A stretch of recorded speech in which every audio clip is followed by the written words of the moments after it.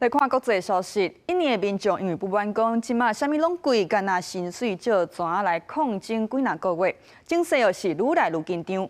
都有示威民众去互警察赛车告告是也这就互大众真生气，来放火烧车。都有议会大楼烧烧去，也内底掉3个人拢无命。大火伫暗时看起来特别惊人，现场除了群众的喧闹声，也有爆炸声。这是印尼东部南苏拉威西省的首府孟加什。离到暗时的街路抗争，当地议会和民众放火烧去。外电报道指出，伫大楼内底3人不幸互火烧死。不过，这只不过是印尼全国大规模抗争的一小部分。过去一礼拜，对首都雅加达到西了外省的首府万隆，也有全国第二大城泗水，以千个学生也有市民为主的抗议群众行上街路。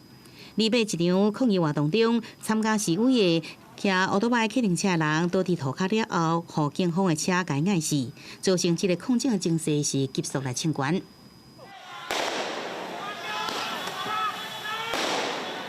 事发了后，除了警方坐摆公开会室内，印尼高层官员，包含总统普拉博沃，拢到死者厝内底来表达哀悼。不过民众依然是真不满。Ya benar-benar harus diproses hukum mas. Kalau bisa itu pelakunya ditunjukin ke masyarakat. Benar-benar terbuka, transparan, bukan hanya manis di bibir aja lah. 外电报道指出，这波抗议活动早在今年2月就展开啊，无得除了抗议政权的物价，也有重税，嘛要表达对着各级民意代表甲官员薪水相关的不满。认为政府贪污严重，造成民众生活真艰苦。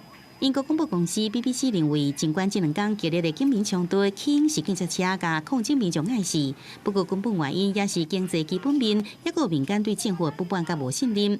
对着上任10个月新总统普拉博沃实证严格政治考验。公视新闻，徐嘉玲编译。